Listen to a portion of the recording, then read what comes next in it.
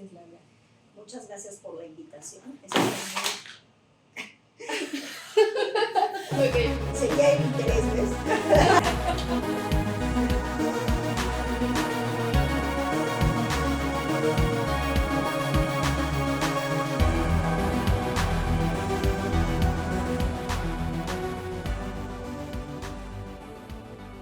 Bienvenidos a otro episodio de este canal. El día de hoy estoy muy contenta y muy honrada de que nos acompañe Laura Filloy, restauradora, arqueóloga y actualmente curadora del Bello. Gracias por invitarme, es para mí un gusto poder compartir un ratito contigo y con tu audiencia. Espero que puedan estar interesados en las preguntas que el día de hoy trataré de contestar. Claro que van a estar muy interesados. Les cuento, primero un poco de la trayectoria de Laura.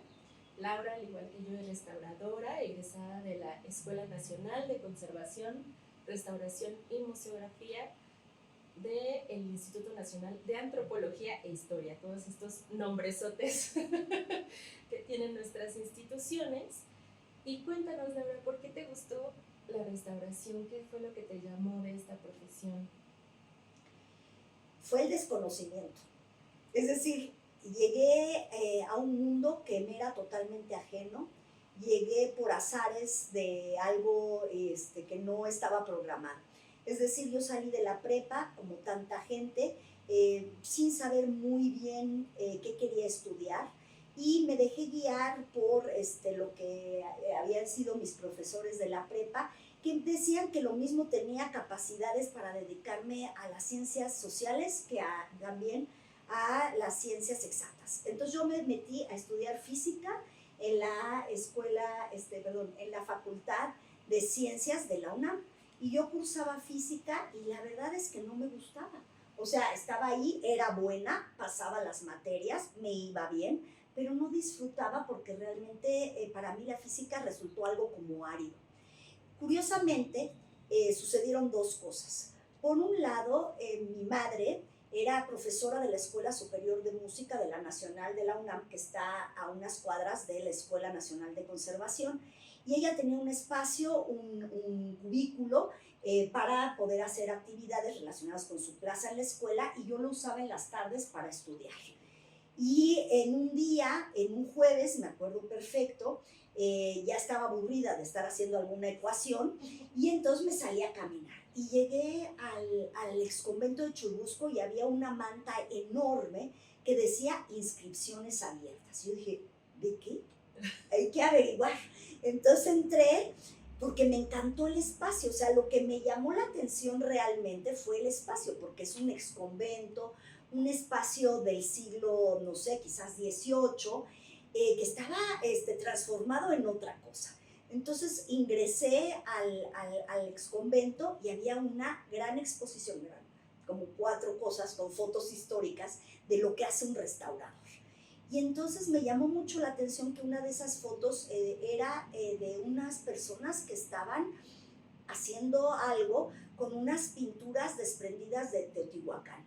Y eso me llamó mucho la atención. Yo dije, ¿quiénes son estos restauradores? Había unas pequeñas cedulitas que explicaban un poco la profesión. Y entonces seguí caminando y llegué a la dirección.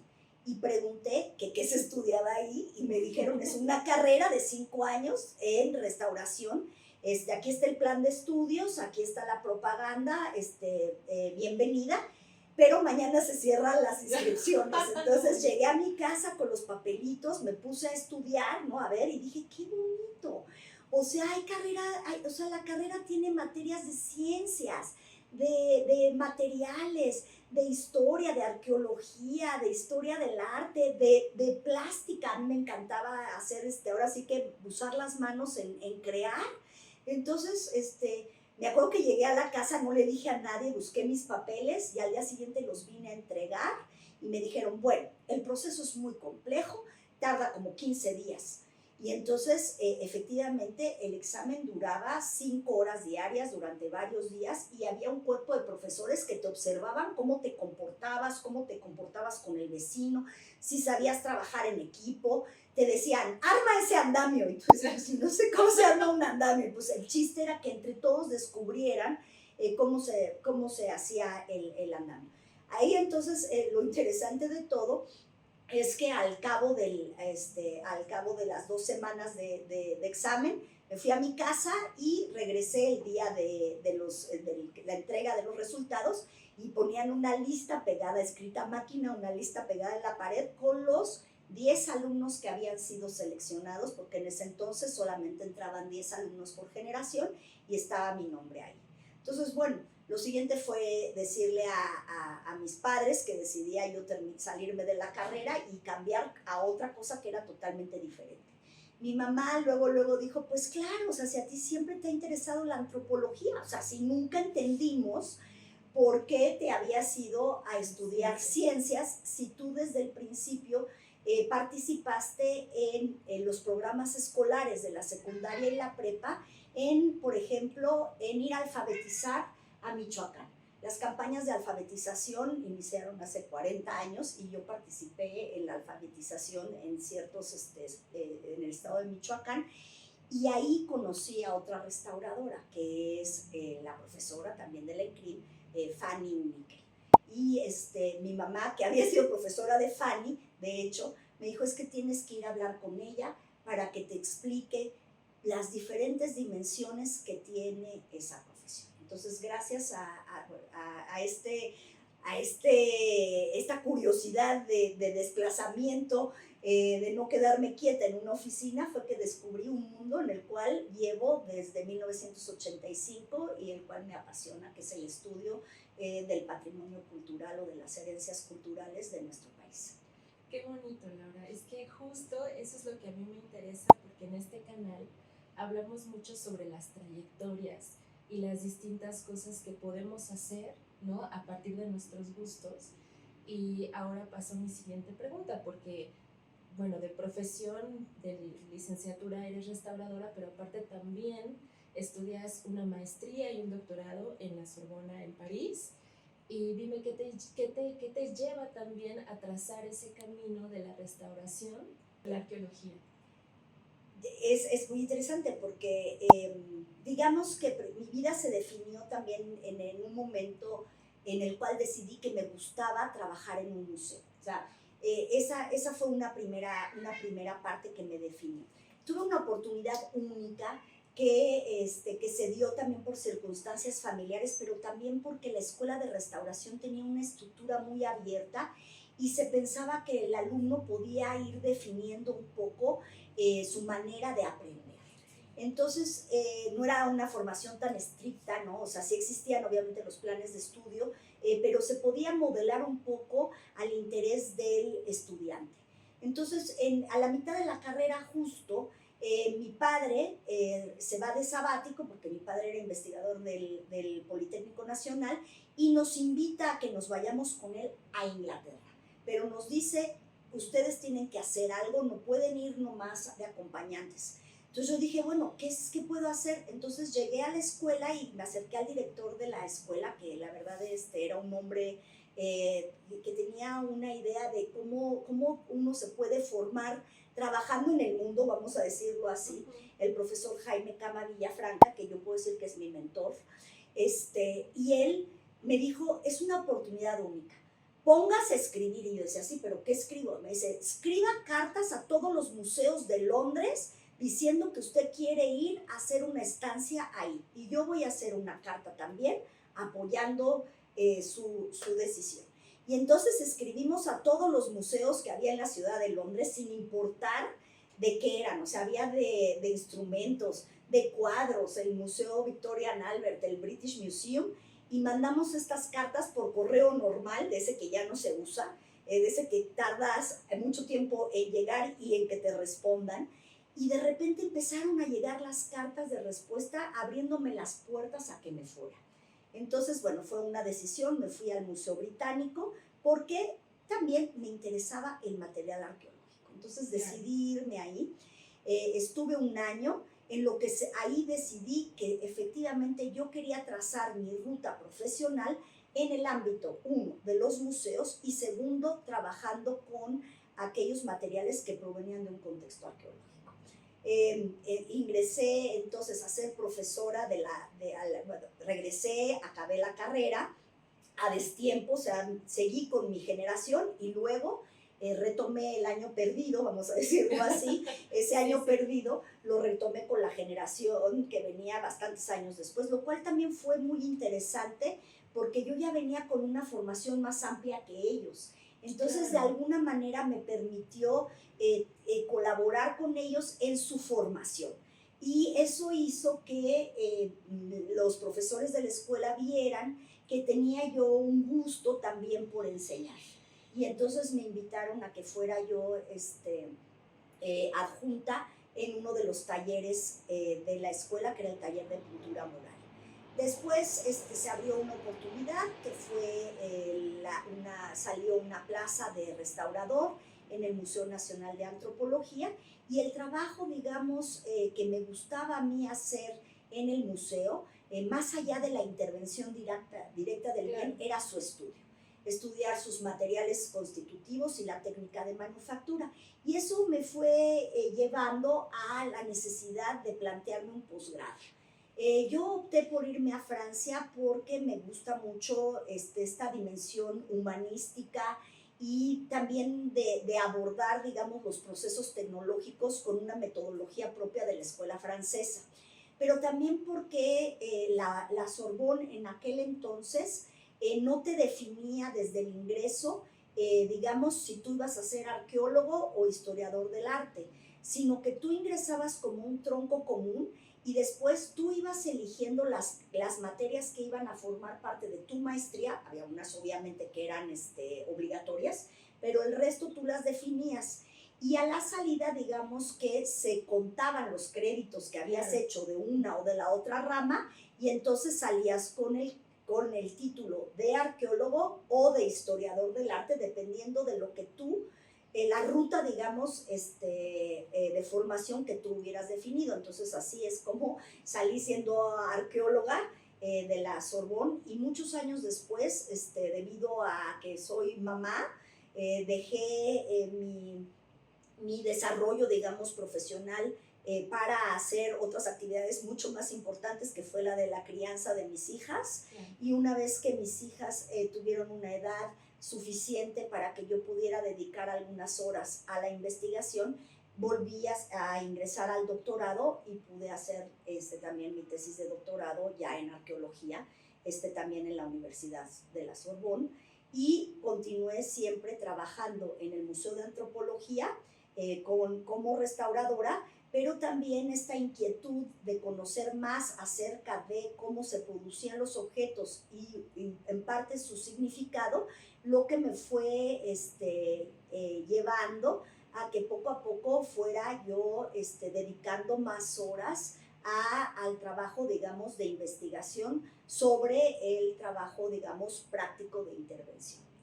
Ahí es cuando ya llegas a ser curadora. Sí, digo, me tardé porque sí, ahora parece muy fácil, pero sí, pasaron 25 años. Entonces, 25 o sea, yo trabajé 25 años en el Museo de Antropología, y fue combinando digamos que durante todo o sea, porque he de decirlo, o sea, desde el día 1 que yo entré al Museo de Antropología, gracias a la apertura del que era en ese entonces subdirector de arqueología y después su director, el arqueólogo Felipe Solís, poco a poco me fui interesando en ver los materiales de otra manera. Y Felipe Solís siempre me dio acceso a poder estudiar los objetos de la colección desde diferentes perspectivas, o sea, desde su estudio, digamos, de cómo entró al museo, porque eso también me interesó, o sea, cuál es esa historia reciente de los objetos, cómo hacer todos los análisis científicos que yo quisiera hacer sobre las piezas para tratar de entenderlas, hacer talleres de réplica para entender la manufactura. Es decir, encontré un espacio en el Museo de Antropología donde pude ir creando, vamos a decirlo así, una manera diferente de ver el patrimonio, las herencias culturales que se conservan en ese museo. Entonces, obviamente, al realizar estos trabajos de investigación, pues el camino siguiente es su difusión. O sea, porque no, ¿para qué investigas si nadie lo conoce? Entonces, bueno, paralelamente al trabajo docente, porque también siempre seguí siendo y sigo siendo docente, comencé a publicar en mis propios trabajos, porque es la única manera en la que los otros te conozcan y se conozca el patrimonio, ¿no? Eso por un lado. Y lo siguiente fue, y fue muy bonito, es que llegué también circunstancialmente a ser curadora de una exposición en México. Había participado en proyectos curatoriales, eso ya lo había hecho, o sea, como parte de un grupo colegiado de investigadores que abordábamos un problema de investigación y se presentaba una exhibición. Pero en este caso fue una gran oportunidad y yo estoy muy agradecida con otro gran profesional de Lina, que es el maestro Salvador Rueda, que era el director del Museo Nacional de Historia, el Castillo de Chapultepec. En una plática en su oficina en el Castillo de Chapultepec, le propusimos, Mario Vido Moreno y yo, que también es restauradora, es más conocida como la OSA, es la famosa OSA, claro. Que se interesa en la plumaria desde siempre, y yo también, pero por otra causa. Llegamos a su oficina y estábamos hablando y le dijimos, Salvador, nos interesa estudiar una pieza que es de las colecciones del castillo, pero nos interesa estudiarla a nuestro ritmo. O sea, no en un proyecto institucional donde hay que terminar. No, nosotros lo que queremos es casi hacerlo en nuestro tiempo libre, el que podamos venir aquí y lo que queremos es ver si te interesa el proyecto y que nos des chance de poder estudiar el objeto. Entonces Salvador dijo sí, se trataba de una rodela, de un escudo azteca, mexica, hecho con plumas y piel de jaguar, y nos interesaba entender cómo se había hecho, o sea, cuál era la tecnología que se había usado y los materiales que lo constituían. Y entonces comenzamos a ir horas a la semana, no sé, 4 horas. Salvador pidió que me comisionaran esas horas a mi plaza en el Museo de Antropología. El director del Museo de Antropología dijo que claro que sí, que era importante que yo trabajara con los vecinos del otro lado de Reforma. Claro. Y entonces, durante un tiempo privilegiado, porque eso no se da nunca, pudimos ver todo de ese escudo. Y entonces cuando terminamos y presentamos el informe, pues era un informe así. Y entonces Salvador nos dice, ahora muchachas, hagan la pieza del mes. Y nosotras dijimos, ¿cómo la pieza del mes? O sea, pero perdón, o sea, estamos entregando esto donde además estaban todos los resultados de múltiples investigadores que se habían sumado en el camino y que habían investigado los metales que estaban presentes, las fibras, las plumas, las pieles. Entonces era un equipo enorme, como con una pieza de mes. Y entonces... del año será. Entonces le dijimos, no, te vamos a presentar una exposición. Y entonces armamos una exposición con diferentes módulos que comenzó con una sala central y que abarcó al final 4 salas del Castillo de Chapultepec.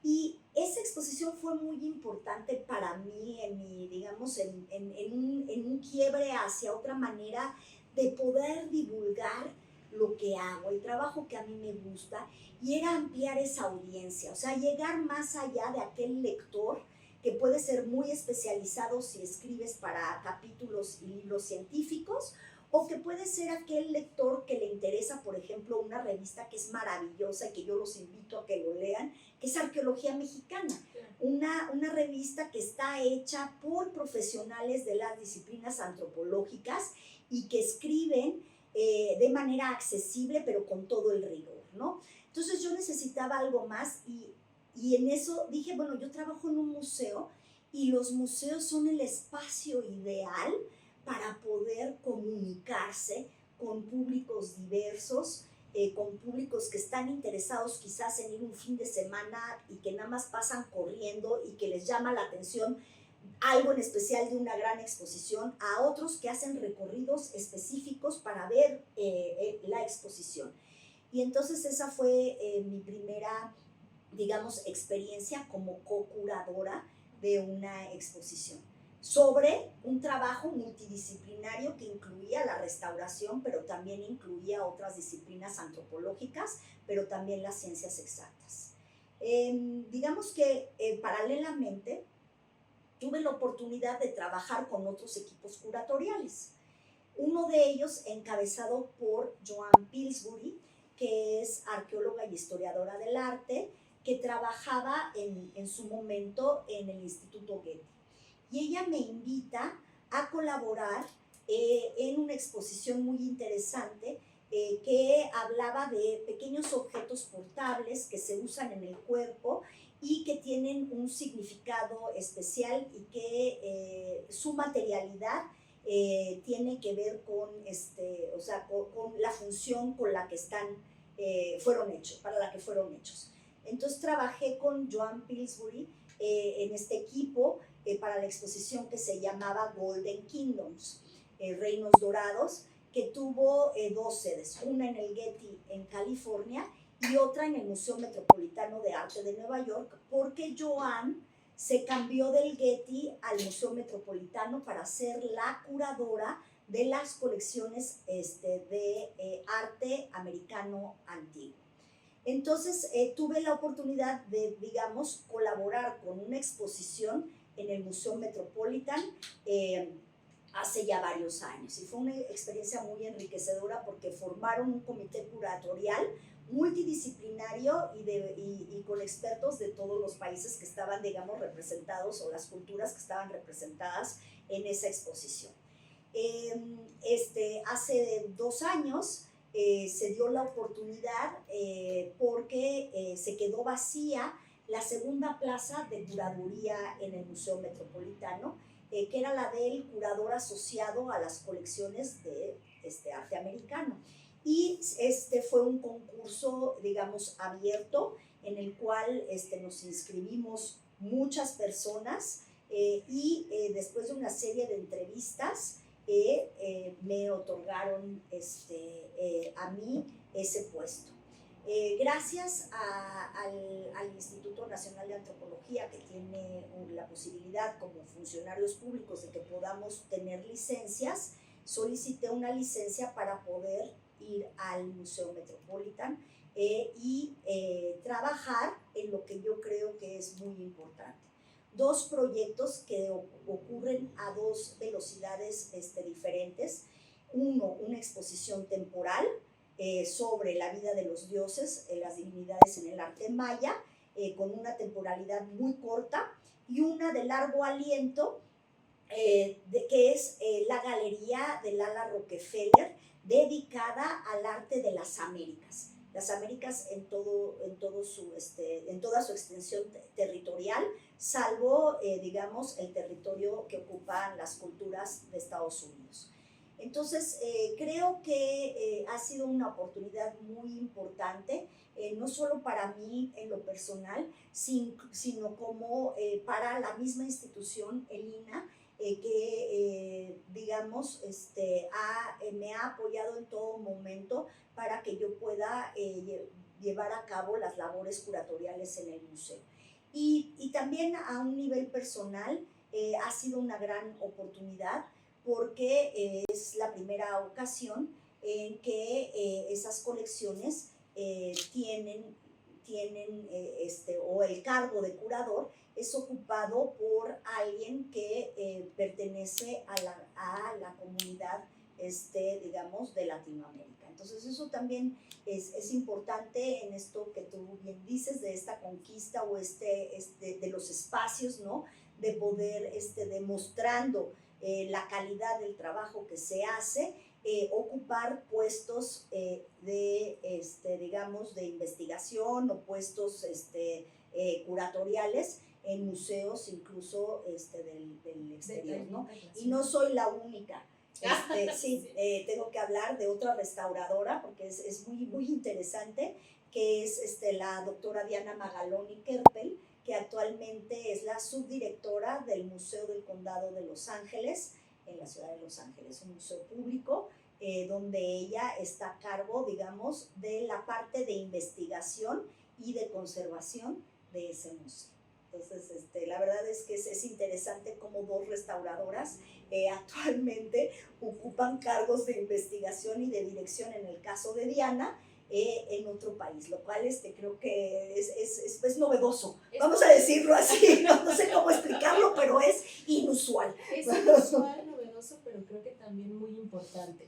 porque no es lo mismo contar nuestra historia o que cuenten nuestra historia desde una perspectiva totalmente distinta a que quienes vivimos en los territorios, quienes conocemos y estudiamos los territorios, pues tú tienes la oportunidad justo de mostrar otro tipo de cosas dentro de tu curaduría ahora que estás en el MET. Y bueno, yo quiero presumirles que pues es la primera latinoamericana, curadora latinoamericana en el MET, y que después de 150 años, como tú lo dijiste, en una presentación que también hubo en el foro del ENCRIM, que también les voy a dejar la liga abajo para que vean también de manera completa todo el proyecto, estas dos vertientes de los proyectos que está llevando Laura en el MET.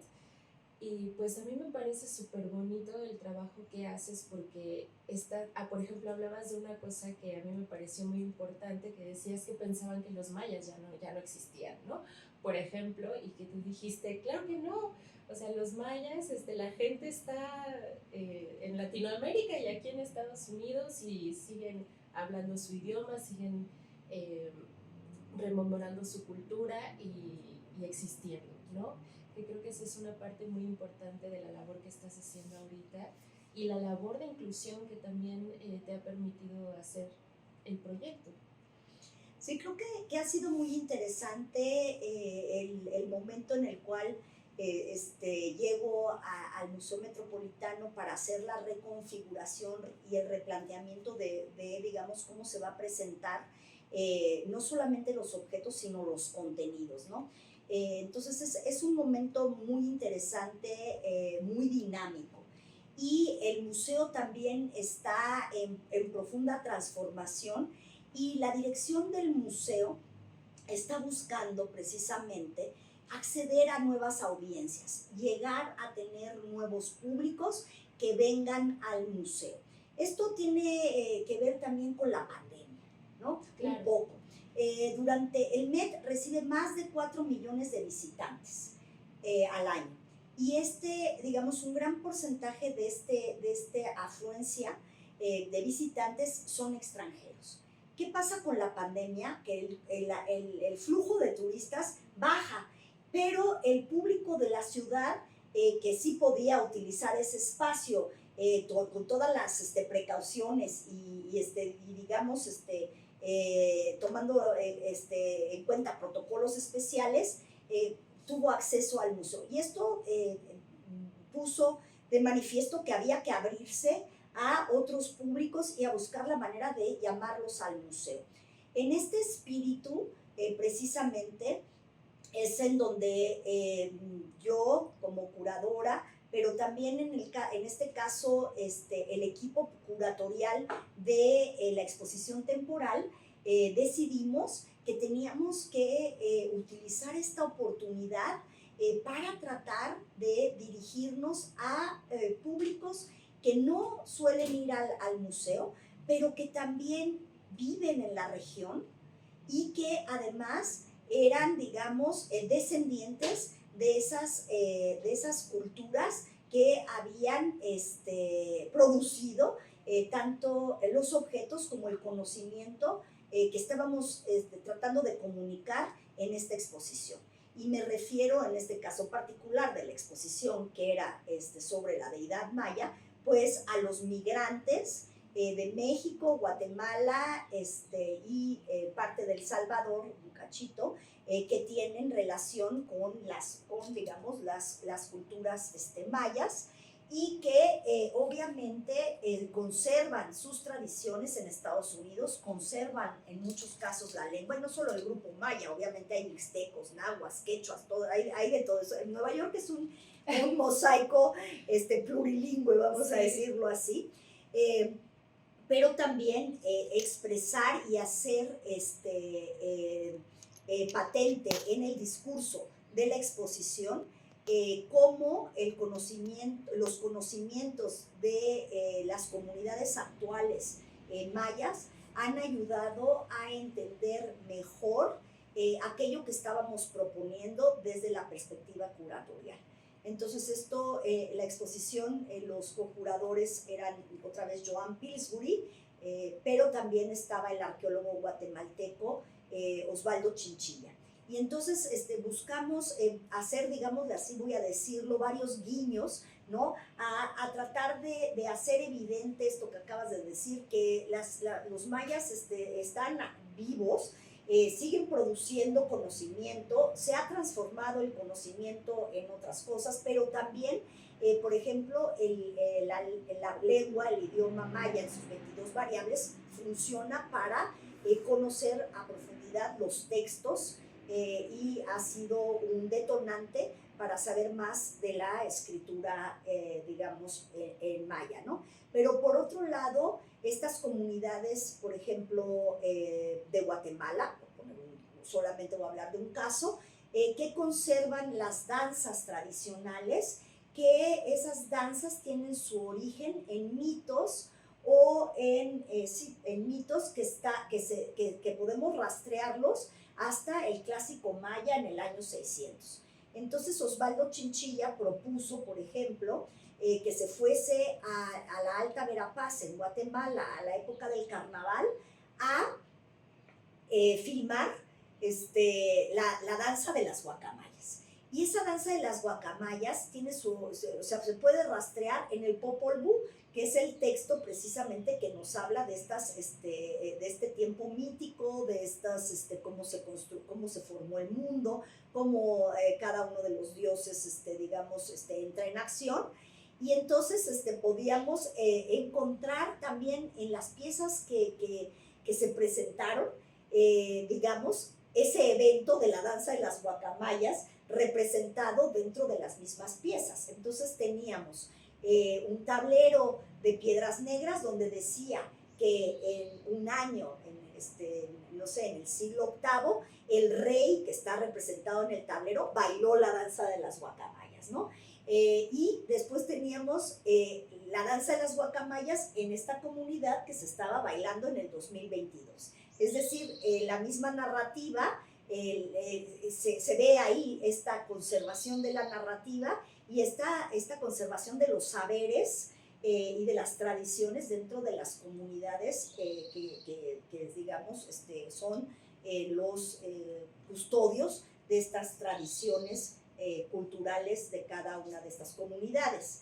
Entonces, bueno, eso fue interesante porque eso lo utilizamos como para decir, bueno, digamos, ya demostramos que hay una permanencia, y después utilizando una herramienta que es una delicia y que todo el mundo debería de explorar, que son los censos. Los censos, ahora tienen unas herramientas digitales muy, muy interesantes, porque puedes ver cuántos ucranianos hay en la región, o cuántos chinos, o cuántos de cualquier que pase por migración y que viva y que esté censado, va a dejar, digamos, va a tener un número, una cuenta en el censo. Entonces vimos el número no solo de hablantes de español, por un lado, que es muy grande la comunidad de hablantes de español, es la segunda comunidad más grande después de la que habla inglés, sino también aquellos que hablaban maya en la región de Nueva York. Y descubrimos que hay una gran comunidad de diferentes etnias mayas. Entonces, bueno, optamos por utilizar el quiché, porque el Popol Vuh que estábamos utilizando está escrito en quiché.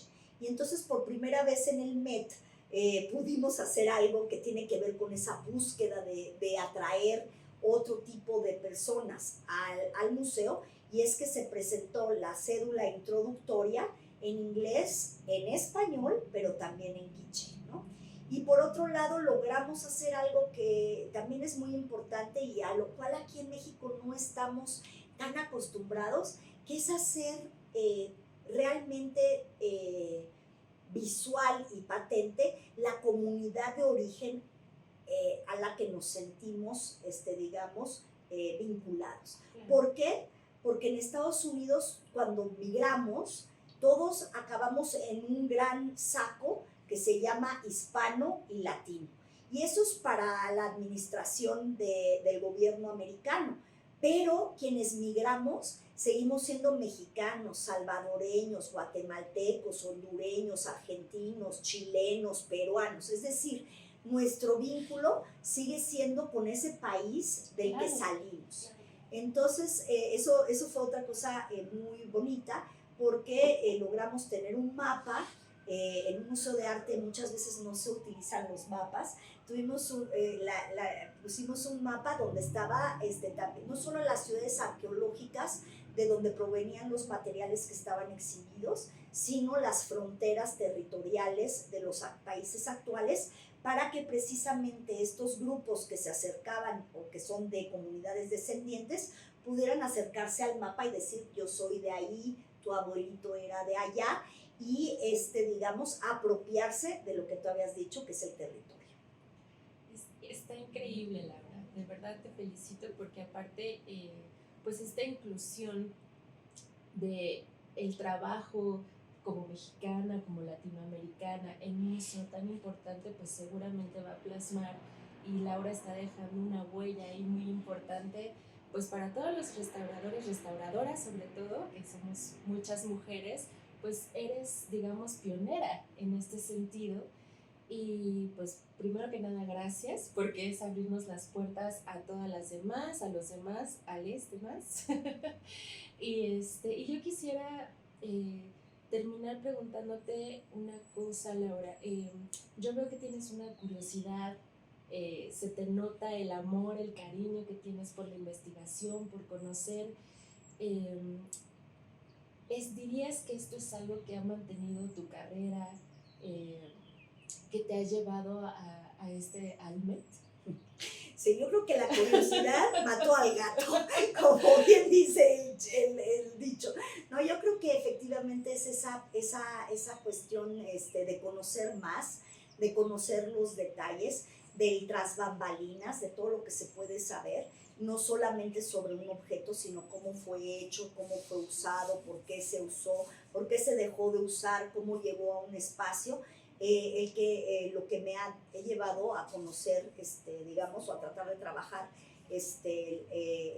digamos, con una mirada multidisciplinaria, estos objetos que son representantes de, digamos, o son vestigios de este pasado, digamos, que puede ser cercano o muy lejano. He de decir que en el MET he encontrado la solidaridad increíble de otra mujer, que es Joan Pillsbury, quien me ha ayudado a encontrar un camino que no es fácil. Migrar no es fácil, dejas atrás mucho, pero también vas encontrando nuevos caminos. Y Joan es un ejemplo de sororidad, donde ella en todo el tiempo no solamente va, digamos, cuidándome para que pueda yo transitar en un mundo nuevo y desconocido de otro museo, sino donde ha propiciado que estemos resolviendo todo en comunicación constante. Nunca había tenido la oportunidad de trabajar en tándem, voy a decirlo así, con alguien tan generoso, que ha permitido que en poco tiempo, es decir, en 2 años, haya yo sido ascendida de curadora asociada a curadora de estructura o a curadora de, digamos, de la organización. Y eso se lo debo a 2 mujeres, a Joan Pillsbury, porque ha estado conmigo caminando y promoviendo, y muchas veces también instigando esa curiosidad que yo tengo, o sea, buscando que yo de más, o sea, un poquito estirando, digamos, esa liga de decir, ¿qué más se te ocurre, no? Y por el otro lado, a la jefa del departamento, que es la curadora en jefe, que es la doctora Alisa Lagama, que ha abierto también, digamos, ha abierto o está abierta a que le presentemos diferentes proyectos que son inusuales en un museo, ¿no? Y a otras partes del museo, digamos, la estructura que han sabido también adaptarse. Y se oye fácil, pero atender a 600 personas en grupos organizados de 25 personas, a donde a cada una de estas personas que accede se le va a dar una visita guiada por un especialista, ya sea el curador o una persona contratada para la guía especializada, pero también les pagábamos su boleto de metro para que saliera gratis todo en la jornada y se les daban $20 para que comieran, para que después de estar en el museo pudieran descubrir el museo. Eso implica que tiene que haber en la estructura del museo la apertura para recibir, digamos, en seguridad los grupos, claro. El boletaje para poder dar los boletos para estas personas de los grupos especiales, a comunicación social para recibirlos. Es decir, esto, digamos, trastoca no solamente la vida de aquellos que comparten el proyecto, sino de todo el museo, comunicación educativa, pero lo más bonito es quedarse con la satisfacción de que de este grupo de personas que se sumaron a esta experiencia piloto, vamos a decirlo así, de estas visitas concertadas, también por intereses, o sea, porque la visita también se programaba con diferentes intereses dependiendo del grupo, ¿no?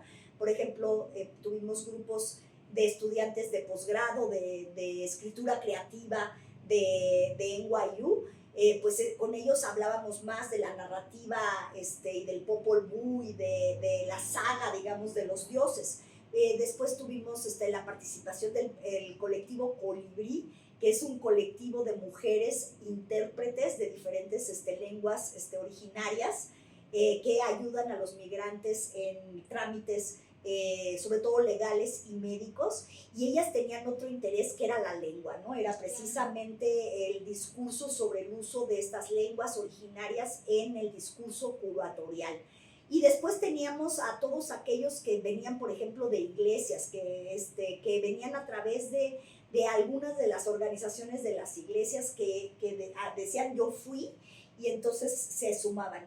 Y dos organizaciones muy, muy importantes, poblanas, que dan atención al migrante poblano, Mi Casa es Puebla y Mi Casa Poblana, que organizaban junto con el Instituto de Cultura de México del Consulado grupos más estructurados. Es decir, que estas iniciativas que parecen un poco, pues sí, son salidas de la mente creativa de un equipo, trastocan la organización de una institución, y lo bonito y lo positivo de esta experiencia es que vamos a tratar de amplificar esta experiencia que tuvimos con una comunidad específica, digamos, más centrada en México y Guatemala.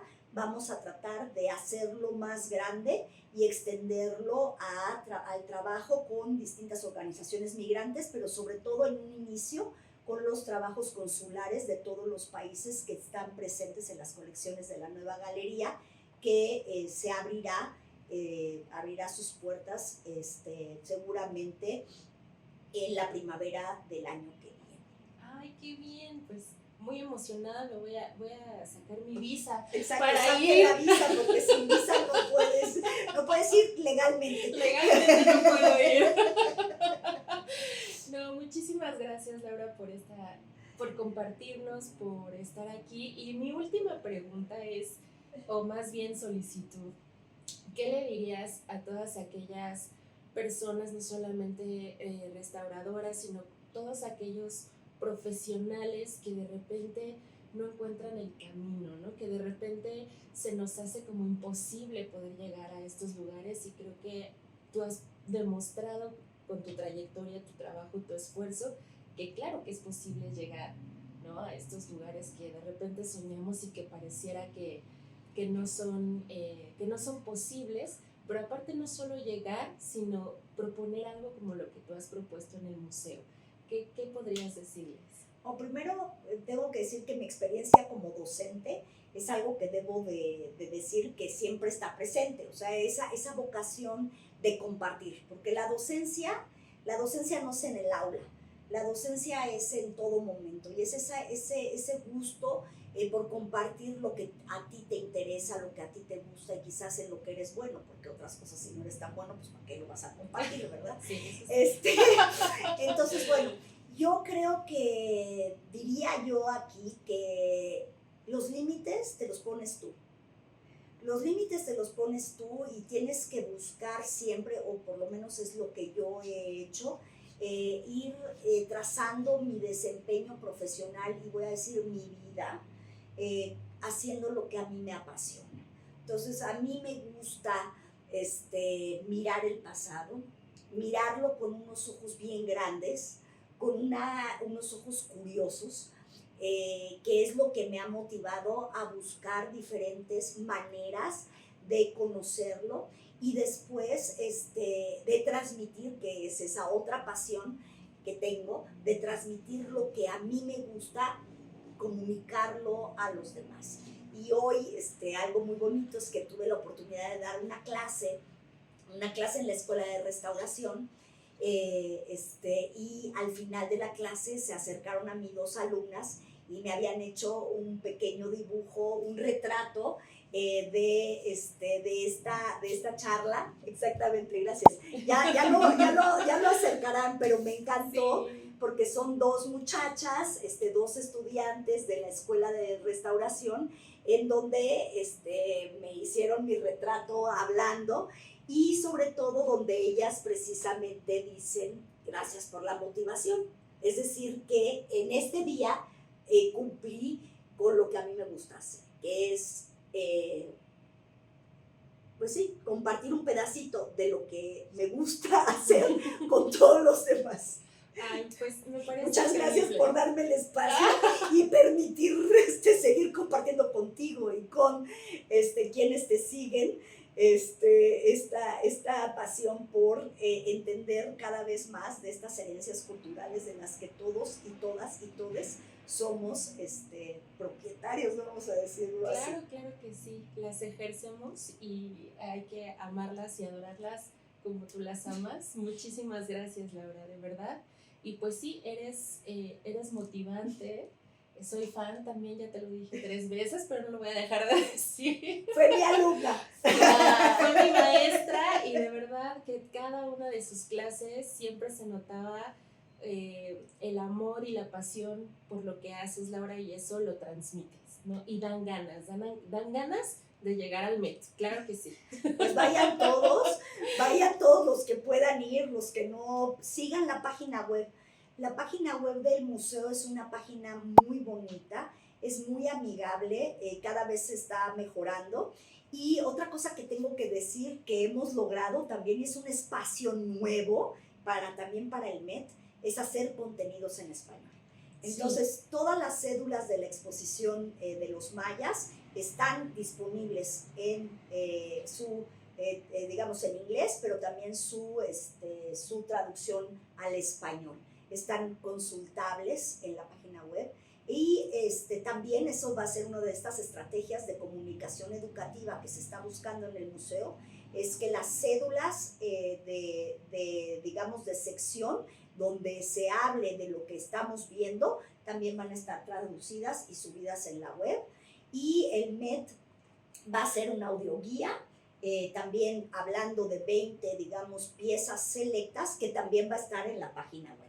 En la página web está, por ejemplo, el documental sobre la danza de las guacamayas, eso hablando de la sección, digamos, sí, de Mesoamérica, ¿no? Y de América, del arte antiguo de las Américas, pero también va a haber nuevos videos sorpresa, que tienen que ver con los nuevos, digamos, productos de investigación específica con algunos de los objetos de la colección.